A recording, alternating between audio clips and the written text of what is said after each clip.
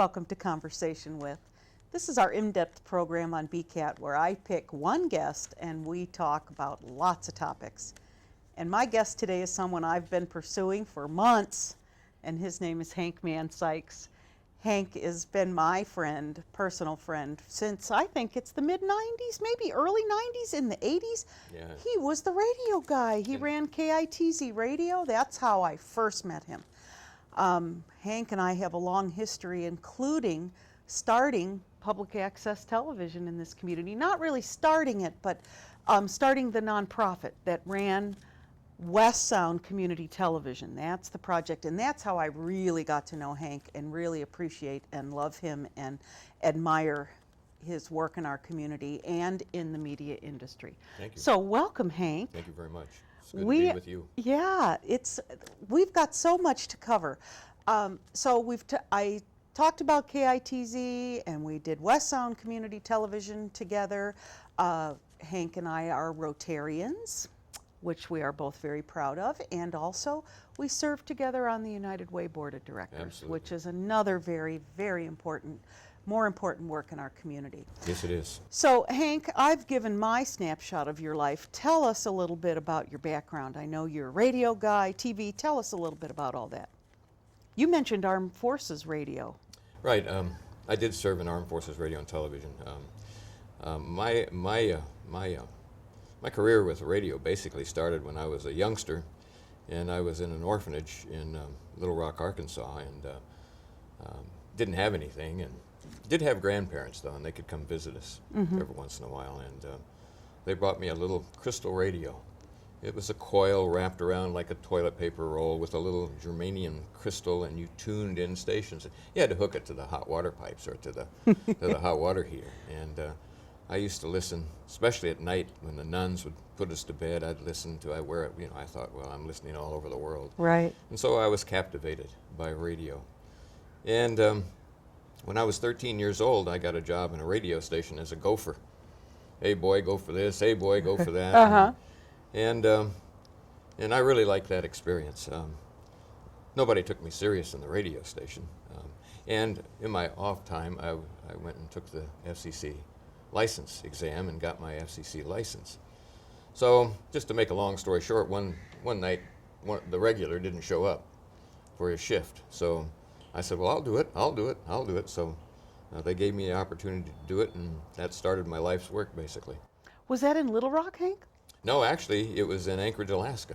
Wow. Yeah, I was there visiting my father, who used to work for the newspaper there, and that was at KENI Radio. And I came back to KENI Radio after Vietnam, and actually was part of the ownership there. And then I sold my ownership there and started my own radio station called KANC in Anchorage. And I've worked several major markets. I've worked Seattle, I've worked Los Angeles, I've worked San Antonio, Texas, Indianapolis, Indiana, in radio and television both. And in the military, I was in Armed Forces Radio and Television. Assignments all over the world. And I used to have a couple of syndicated shows that were syndicated on 444 Armed Forces radio stations. It was called All That Jazz. In fact, I just told you about that the other day. Yeah. So anyway, my experience is very varied. I owned a broadcast school at one time and an advertising agency. And I came back to Seattle from Alaska as the sales manager at KJR Radio, and worked there until I was lured away by the Marriott Hotel Company, their subsidiary, which is called First Media, to start KUBE in Seattle. And after that, I had a hand in starting KBSG and KMBQ. Well, that was in Tacoma. KMBQ in Tacoma actually became KBSG. I'm at a loss right now to think of the call letters of all the stations I started, but it was 7 stations in Seattle, and they're still on the air. And people say, "Well, what did you do? Did you hammer the nails and do the construction?" I said, "No, I was the manager. I was the general manager. I was the person that the company hired to go out and put together a station staff. The talent, the air talent, the salespeople, the administrative talent, and that, Right. and then get some money and get some ratings." Right. Right. Wow. That must have been really exciting work. That No. was, No, that's what everybody says, but it's just like, probably just like working at the shipyard. It is. You get up, you get your And you little lunch pail, and get you going. go to the radiator station. yeah. Yeah. But you know, Hank, that's your strong point. You're an excellent salesperson. And that's what it takes to start, you know, especially in a startup. Yeah. You've got to go out, number one, get the talent that's going to get people to listen, and also then get this advertising. That's the hard part. Yeah, that's the grease that oils the whole machine, is the advertising. You're right. Yeah. So when did the TV thing start? My TV thing? Yeah, your TV. Well, that started in Alaska with Midnight Sun Broadcasting, and I was a sports anchor and a news anchor.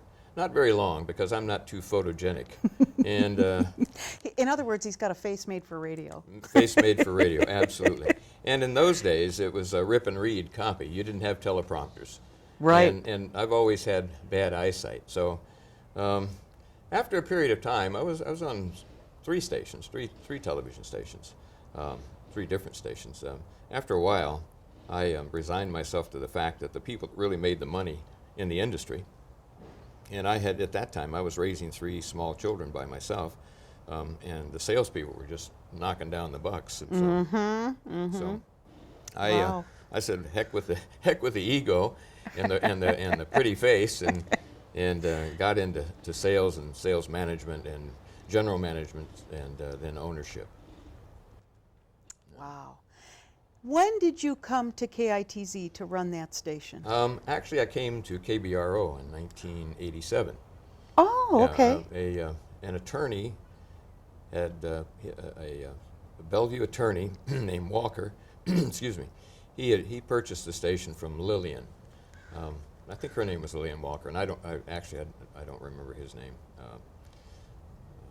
And I don't want to search for it. I don't want to take time searching for his name. But anyway, he had bought it, and he was an attorney and a CPA, but I don't think he knew what he bought.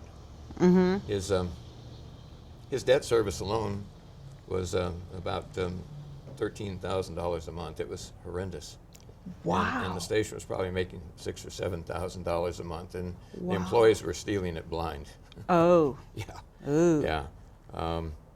In fact, just a little aside, one time the governor came to KITZ Radio to be interviewed, and his wife came along with him, and they were in their limousine accompanied by state troopers, and the staff there had stole all the toilet paper.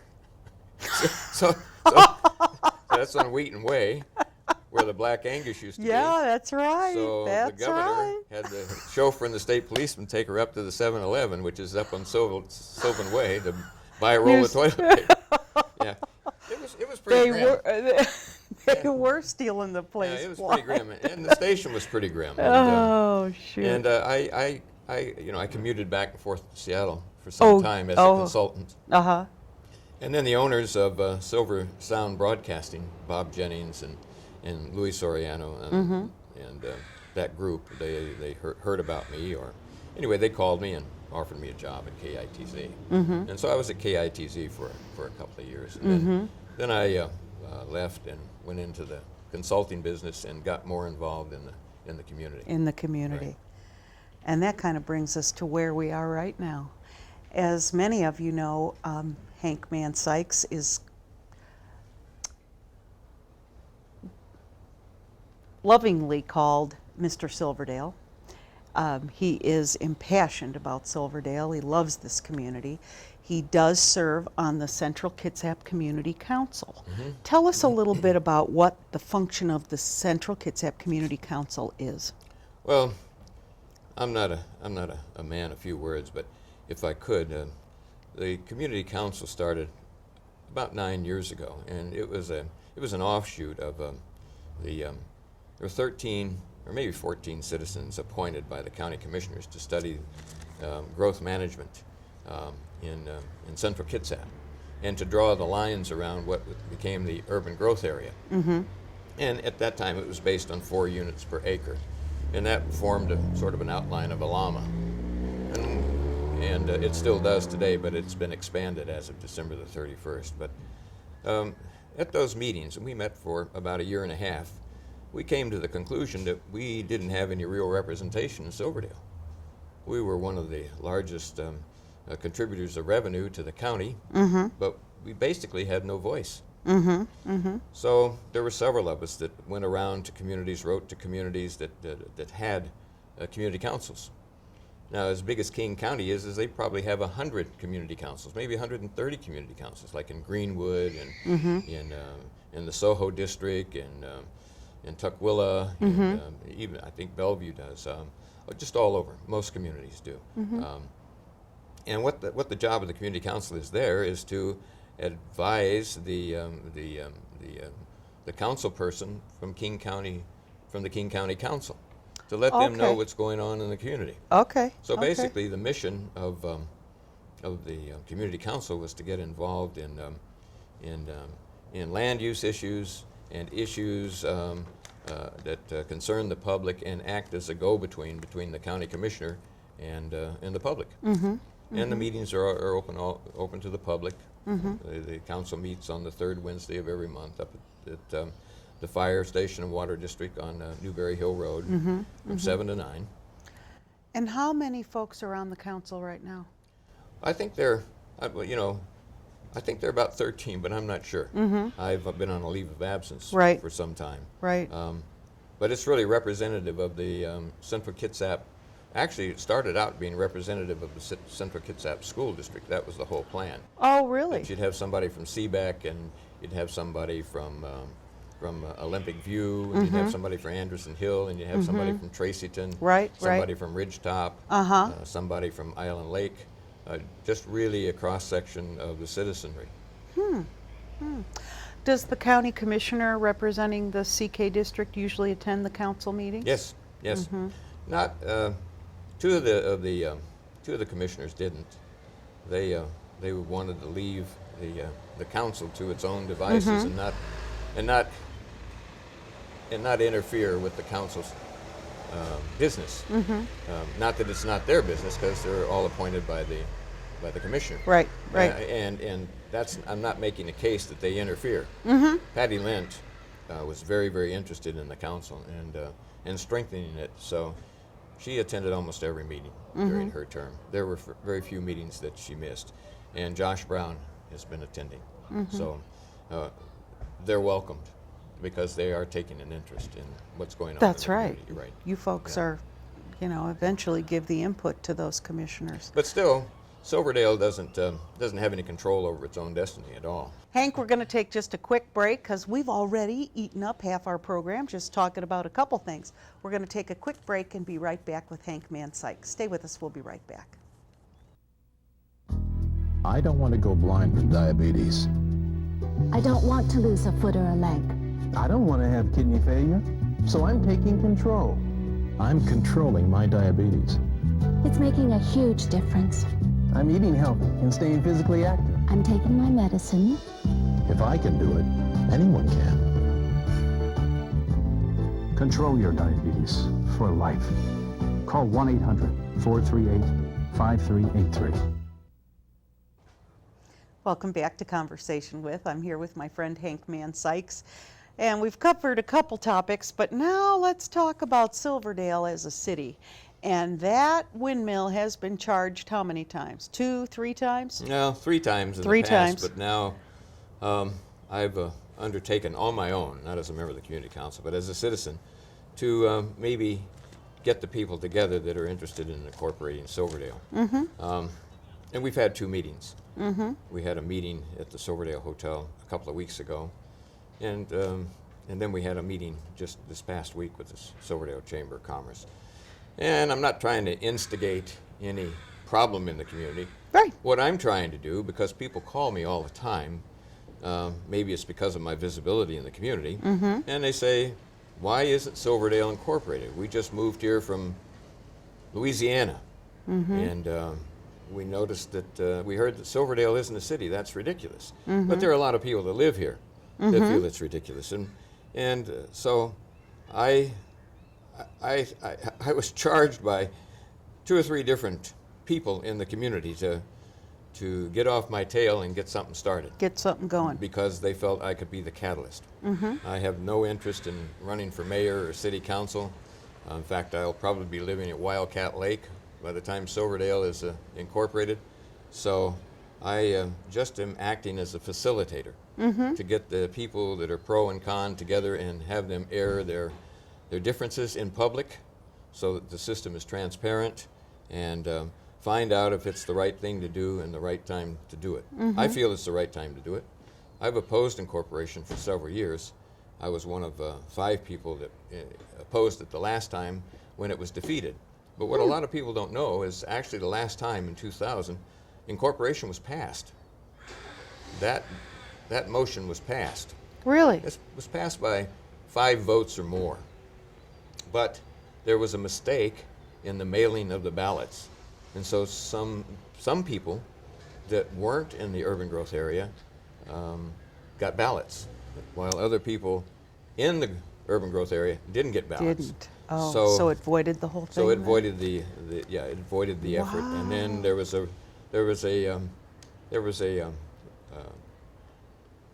another election, I think 6 weeks later, and that wasn't successful because meantime a massive campaign was launched to defeat it. And the people that did do the first incorporation effort, they did a really good job. Are they interested? Are those folks still around, the ones that helped on the last? Yeah, but I think that what effort? the difference is this time is I think that the people that actually live in the urban growth area that have a vote should be involved in it. Not people that have other interests and live outside the urban Correct. growth area. Correct. It should be, I think the destiny of Silverdale should be left up to the hands, or left in the hands of the people that live in the Silverdale UGA. Can you describe the Silverdale UGA for us, boundary-wise, streets and roads? Well, it goes down Tracyton all the way up to Island Lake. Comes back down to Willamette Meridian Road. There's a jog from where it goes up by Island Lake, comes down Willamette Meridian Road, and then cuts across and goes down Chico Way. And it actually sort of resembles a llama or a big dog. And Silverdale, if incorporated, would have a population of 17,200. It would make it the 51st largest city in the state of Washington.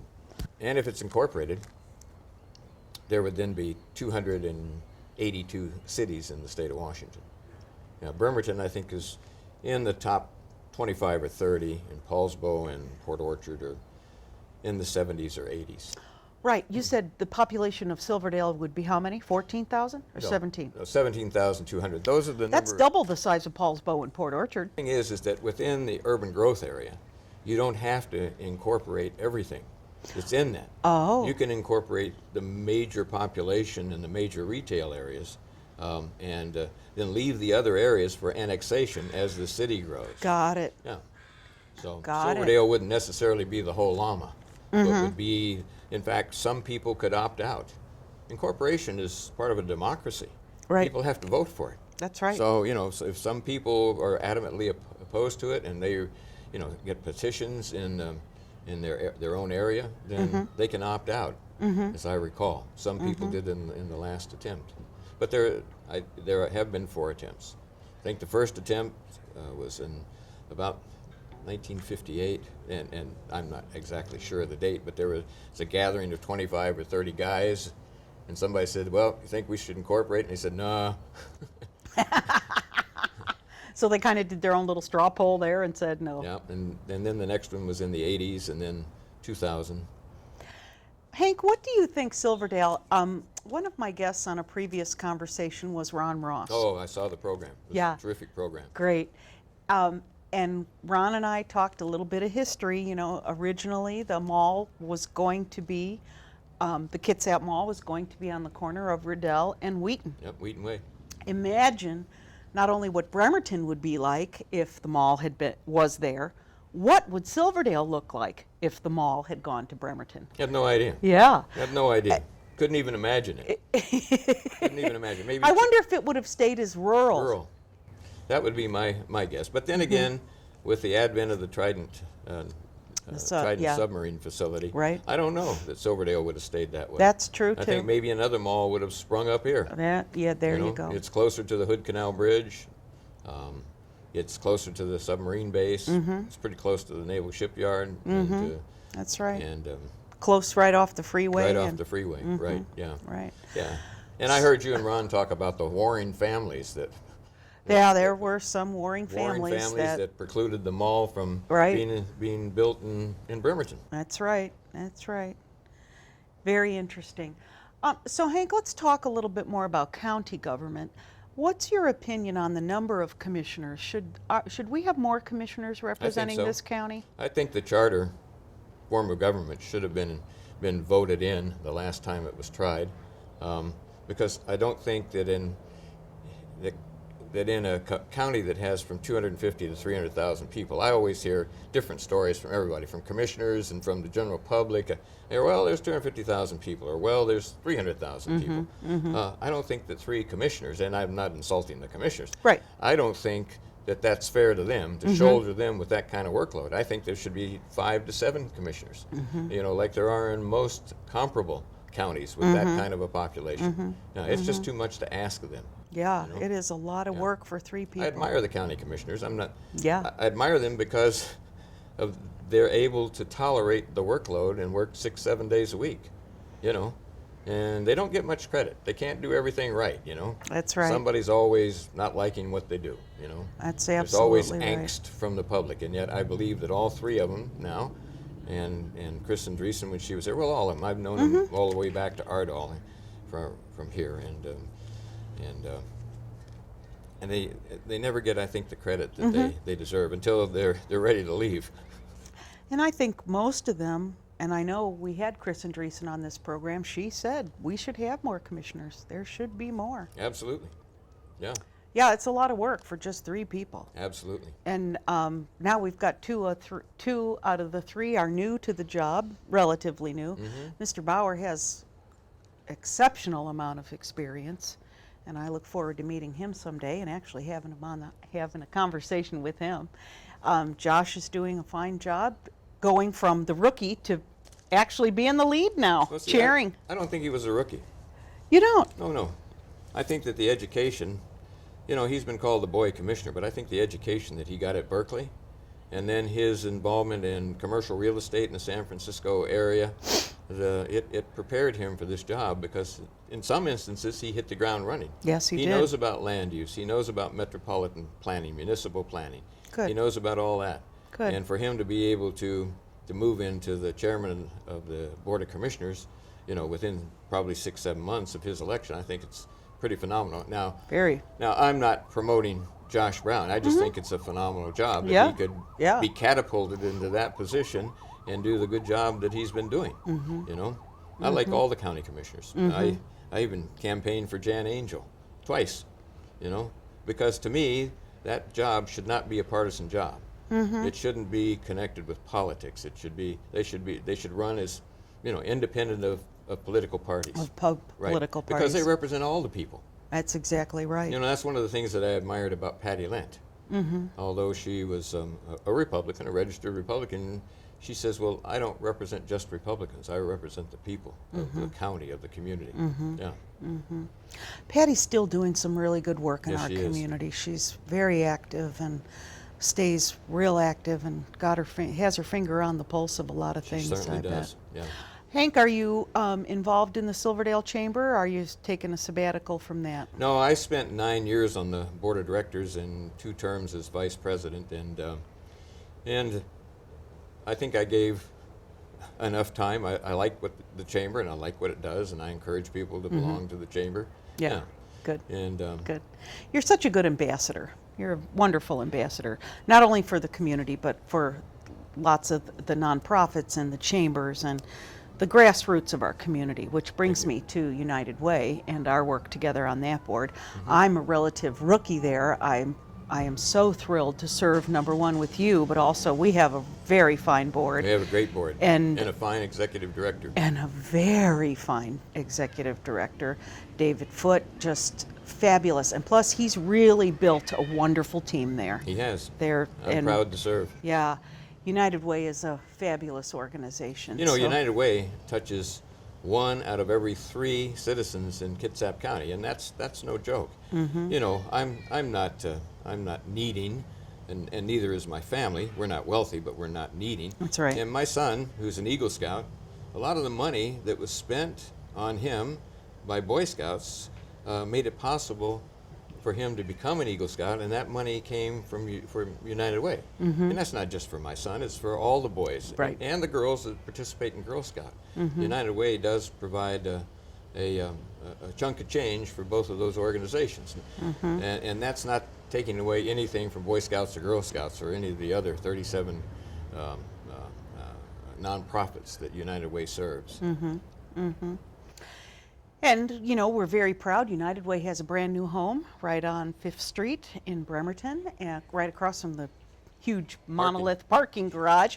But it's a great space for United Way, a great place to grow and bring other nonprofits that will soon be needing a home. So anyway, that's our little soapbox about United Way. I really enjoy serving the community on I that wish more board. people in the county would wake up to the reality of United Way and how many thousands and thousands and thousands of people that it helps every year and can help with even a $5 donation. Yeah. You know, $5 donation or a $100,000 a year donation.